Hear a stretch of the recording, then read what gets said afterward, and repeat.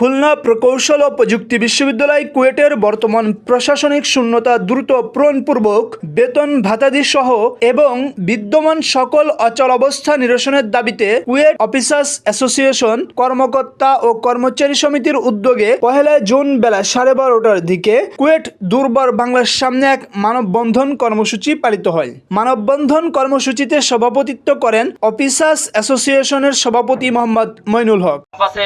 আমাদের একাডেমিক কার্যক্রম বন্ধ আছে, পাশাপাশি আমাদের এখন প্রশাসনিক কার্যক্রম বন্ধ।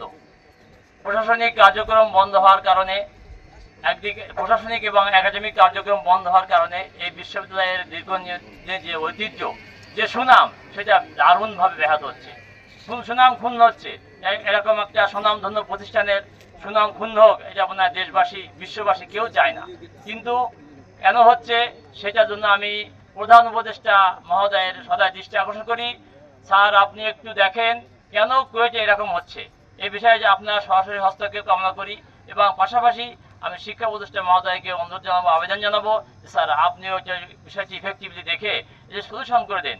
এই মুহূর্তে ঈদ আসন্ন, অথচ আমাদের সহস্রাধিক শিক্ষক, কর্মকর্তা, কর্মচারী কারোরই বেতন বোনাসের কোনো নিশ্চয়তা নাই, কঠিন অবস্থায় একেবারে